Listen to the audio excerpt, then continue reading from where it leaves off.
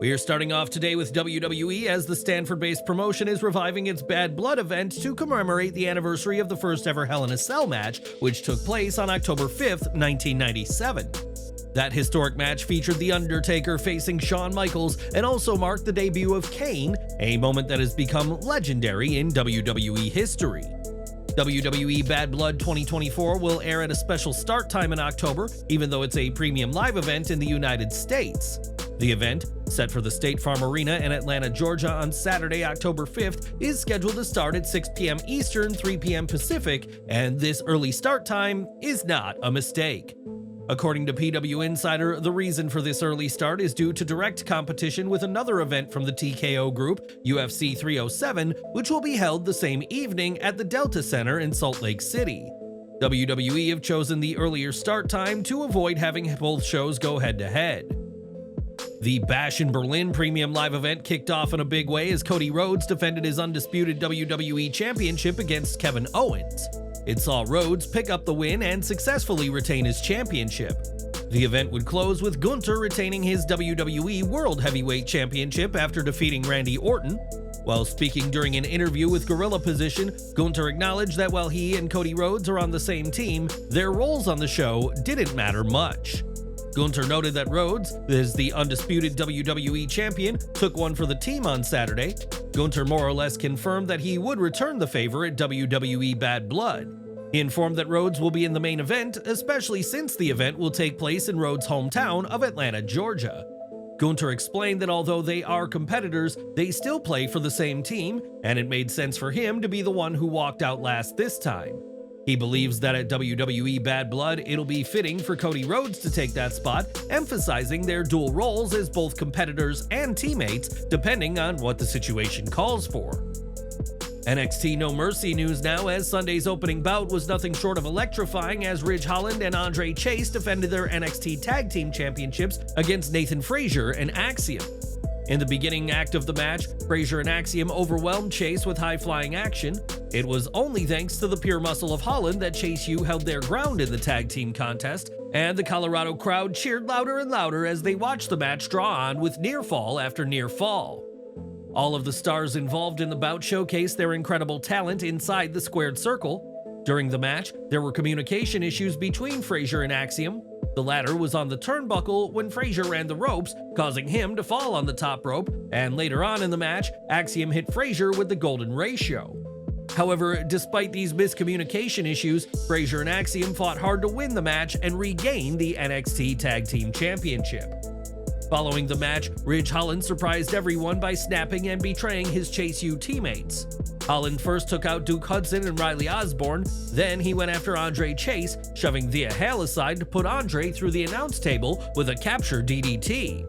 After this brutal attack, the Chase U leader was stretchered out to the back.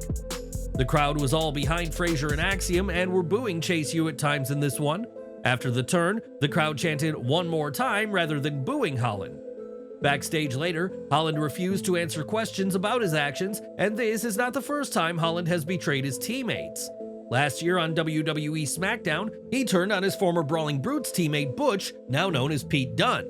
Meanwhile, Holland does not have the best of luck when it comes to injuring stars either, as he has legitimately hurt Big E and Elton Prince in the past. However, his attack on Andre Chase is part of a storyline. It'll be interesting to see what WWE has planned for Chase U's future. What's your opinion on NXT No Mercy's booking decisions? Did you anticipate this big breakup? Share your thoughts in the comments section.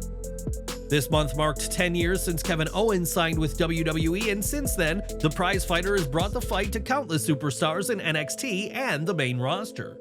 Speaking to Metro, Owens revealed that his current WWE contract is set to expire in early 2025, and as of now, no extension is in place regarding his deal. Owens mentioned that he has 9 months left on his deal and declared that he doesn't take anything for granted with his career and that there'd been no change to his contract. In a more recent conversation with Uproxx, Owens opened up about his future in wrestling and said he doesn't see himself wrestling for another decade. Instead, he sees himself continuing for another 5 to 6 years, provided the opportunities and circumstances align favorably. Owens expressed a desire to win another championship, if not for himself, then to make his daughters happy, but his main focus is leaving a lasting impact on fans. The Canadian also plans on helping develop future talent within the industry, and when it comes to legacies, there's few better than giving back so selflessly to the business. What are your thoughts on Kevin Owens revealing that he does not have a decade left in WWE? Share your thoughts in the comments below. More on Kevin Owens, as at WWE Elimination Chamber 2015, Kevin Owens defeated John Cena in his first match on the main roster, and the match occurred on May 31st, 2015. While speaking to Lewis Browning of Daily Mail, Owens has expressed interest in facing Cena again. He pointed out that May 31st, 2025, which will mark the 10th anniversary of their first match, falls on a Saturday. This timing could align well with WWE events or a premium live event. Owens mentioned that it would be incredible to have a rematch on the exact anniversary, but he's also open to facing Cena at any time during his retirement tour. Do you want to see Kevin Owens and John Cena square off against each other again? Let us know in the comments section below. Immediately after the Bash in Berlin main event match between Gunther and Randy Orton, the traditional post-PLE press conference began. While usually fans and the press are greeted by Paul Levesque, this time the game missed out on the post-show, and instead, Cody Rhodes took over the responsibilities. Moments after the post-show began, Cody Rhodes carefully explained the reason behind Triple H's absence. The American Nightmare explained, since college is starting in the USA, the cerebral assassin left early to be there on his daughter's big day. The Hall of Famer's daughter is reportedly set to begin her college journey now. Although Triple H has been receiving decent reviews after taking over from Vince McMahon, there are some criticisms too. As well, speaking on the Behind the Turnbuckle podcast, wrestling veteran Jonathan Coachman believed that Triple H was a factor in Ricochet not reaching the top level in WWE. Coachman explained that Triple H, who prefers storytelling and hard-hitting matches, may not have favored Ricochet's high-flying, spot-focused style. According to Coachman, Triple H's preferences influenced how Ricochet was utilized in WWE. I believe part of the reason he didn't make it in the WWE to the levels that a lot of people thought he would, Tommy, is because when you have Triple H, who's the head guy, and Triple H was always, his style was always storytelling, it was always hard matches that you really sell, the hair and all that. That was not Ricochet's style. It's a high spot after a high spot after a high spot, and I think for at least Triple H, and he's the end-all be-all, he just doesn't like that style on a major superstar. Do you believe Triple H was responsible for Ricochet never being a top guy in WWE? Let us know in the comments section below. More from Bash in Berlin is after the event at Uber Arena, a shocking incident happened when the show ended.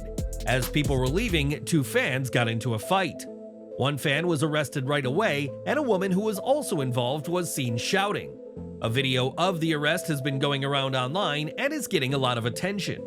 While the fan was being arrested, OTC chants could be heard in the background in the footage. Not only Roman Reigns, but the entire bloodline missed Bash in Berlin.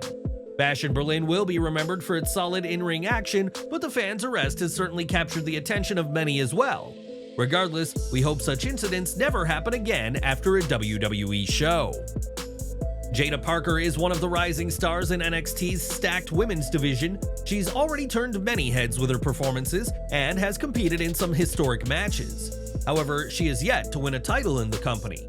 Jaida Parker walked into the match with bandaged ribs. This wasn't a smart move as it put a target on it. During the match, Roxanne Perez targeted the ribs by driving them into steps. Following this, Parker looked like she was seriously injured, struggling to get back into the match as Perez kept the attack on her. Despite her attempts, Jaida Parker could not win her first title in WWE NXT, as Roxanne Perez retained her title tonight at NXT No Mercy 2024. On paper, especially due to a lack of build, this did not come off as a worthy match for a PLE.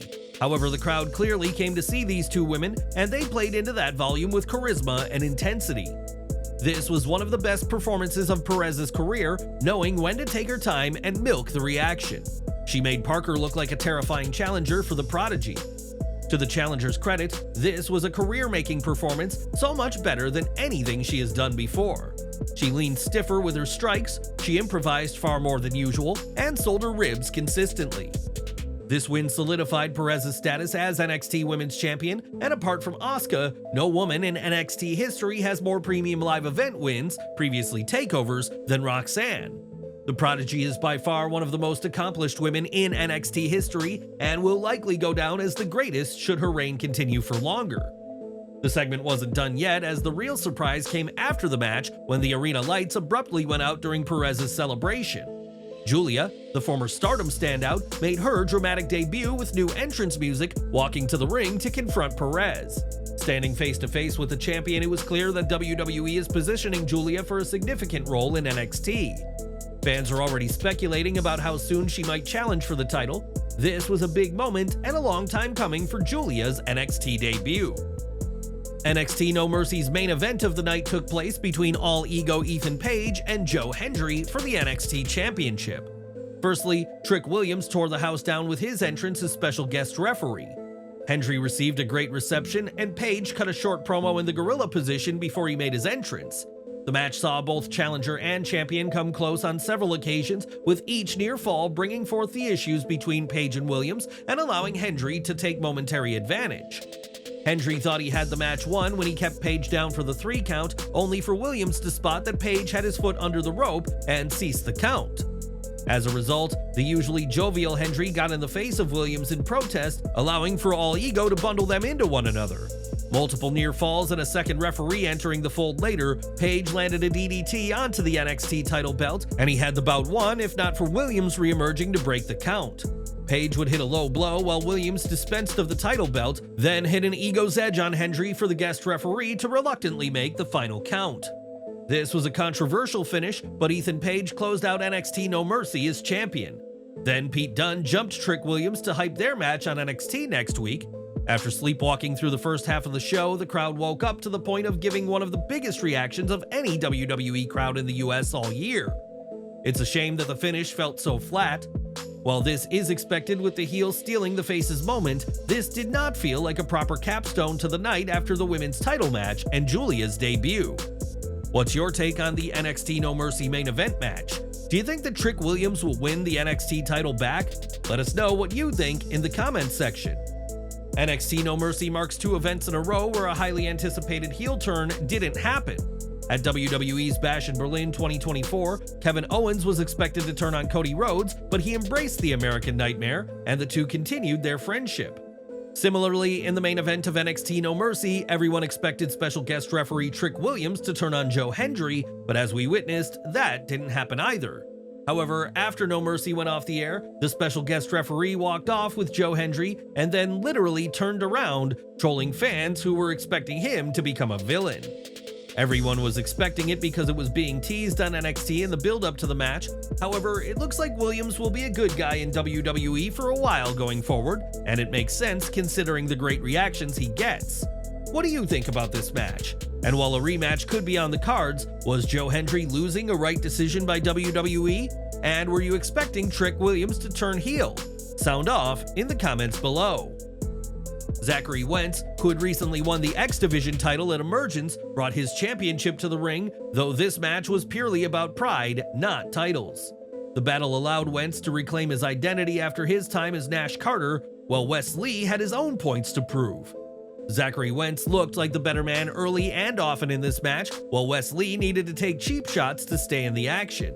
The intensity escalated when Lee placed Wentz on the commentary table, which broke under the impact, yet Lee still executed a double knee drop from the top rope to the floor, underscoring the personal nature of their feud. Trey Miguel arrived to stop Lee from using a steel chair near the end, and Wentz capitalized with a Canadian Destroyer outside and UFO inside the ring to win. The placement of this match on the card was odd, as this was the other fast-paced match on the card. It also led to back-to-back matches with announce table spots. Still, this was a good one, especially in the back half. Down the stretch, they worked the heat of the build, and it made it genuinely exciting to see Miguel returning to stop Lee's cheap tactics. Moreover, it was cool to see a TNA X Division champion winning on an NXT Premium Live event. This was the result this match needed after all of Lee's TNA insults. This should not be the end of the story. Miguel especially deserved more of the NXT rub before the Rascals' time in NXT is over. What are your thoughts on the disillusion of the Rascals as a faction in NXT? Did WWE handle this storyline effectively? Share your opinions in the comments section. At the post-show press conference, the American Nightmare Cody Rhodes was asked about a potential match with his close friend and former mentor Randy Orton, a match that has been speculated ever since Rhodes returned to WWE.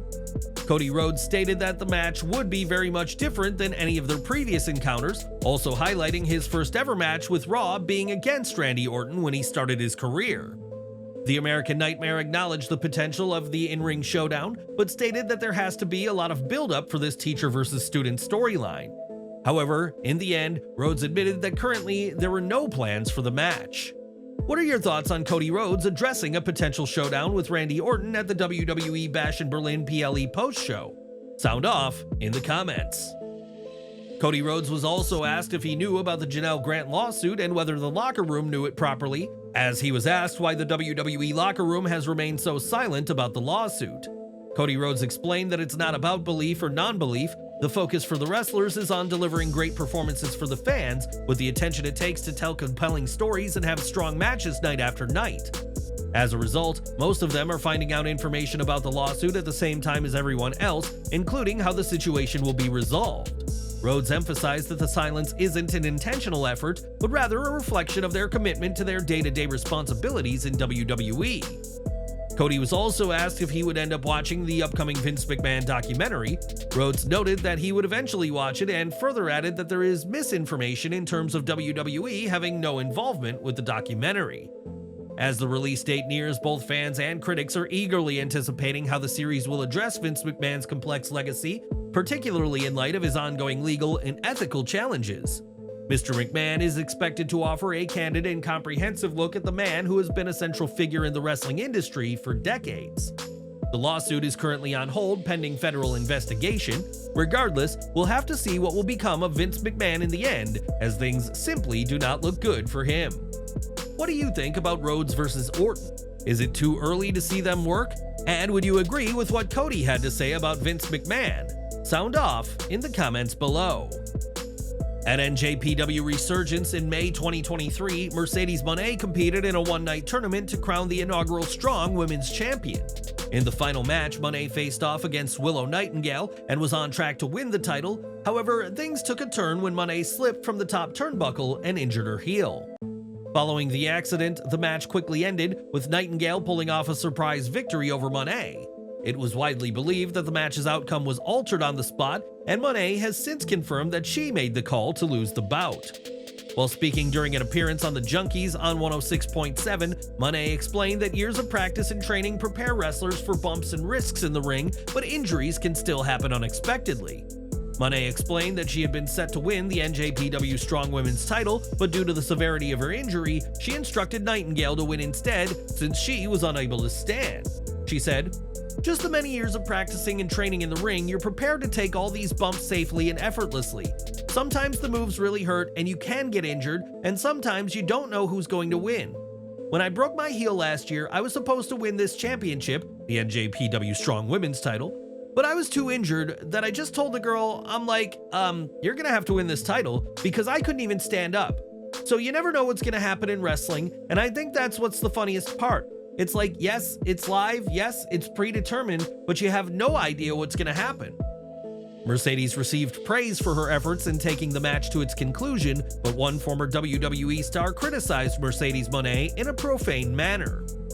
Mustafa Ali recently referenced the past booking of a certain former WWE superstar in a promo, including how he ended up working for Mercedes Mone, formerly Sasha Banks.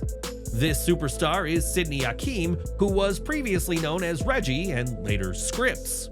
Akeem was initially seen as a comic relief character in WWE, starting as Carmella Sommelier and later taking on various unserious roles, including chasing the 24/7 championship.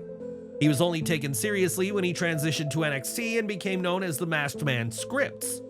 In their recent match at GCW Live Fast Die Young 2024, which ended in a draw, Mustafa Ali shared some encouraging words with Sydney Akeem.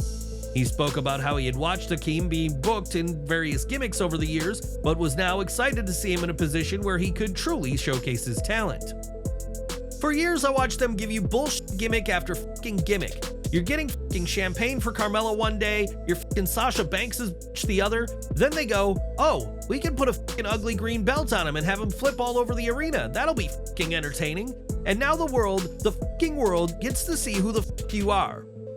A few weeks ago, the former WWE superstar made his debut in ROH. Since his WWE contract ended in May, Sidney Hakim has transitioned to the independent circuit, where he has been competing for various promotions. What do you think about Mustafa Ali's promo? Sound off in the comments below. Back to NXT No Mercy, where North American champion Oba Femi defended against Tony D'Angelo as the Denver crowd came alive for the hard-hitting contest. And while D'Angelo put his best foot forward, Femi came out still the men's NXT North American champion. Femi wasted no time laying on heavy blow after heavy blow onto D'Angelo. Early into the offense, D'Angelo appeared to have hurt his ankle, and while the Don continued the match, his injury was made more apparent as time progressed. The Denver crowd and the NXT universe at large collectively gasped, however, when D'Angelo kicked out of one of Femi's lethal powerbombs in the ending stages of the match. Per the commentary team, D'Angelo is the first to do this in Femi's NXT career. D'Angelo landed a successful spinebuster onto Femi immediately following, but was unable to capitalize. Femi reasserted his control over the contest and finished D'Angelo by landing 2 powerbombs in quick succession, with a sit-out powerbomb securing the victory. The current status of D'Angelo's ankle is currently unknown, however, he was seen being consoled by the family following his loss. What's your take on Oba Femi's booking in NXT? Do you think he'll dominate the main roster when the time comes? Let us know what you think in the comments section. And we're ending with one of the night's key matches as Kelani Jordan defended her NXT Women's North American Championship against Wendy Choo. The bout highlighted Jordan's athleticism and determination as she faced off against Choo's unconventional in-ring style. Despite Choo's attempts to outmaneuver her, Jordan retained her title, further solidifying her status as a rising star in the NXT Women's division. Following the match, Tatum Paxley creeped up from behind and choked out Wendy Choo. She then placed a doll on Wendy's pillow. It'll be interesting to see who will be next in line to challenge Kelani Jordan for the NXT Women's North American Championship. What's your opinion on Kelani Jordan as the NXT North American Champion? Do you think she'll hold on to the title until she's called up to the main roster? Share your thoughts in the comments section. That was NXT No Mercy for you guys. How'd you like the show? Did it live up to your expectations? Sound off in the comments below.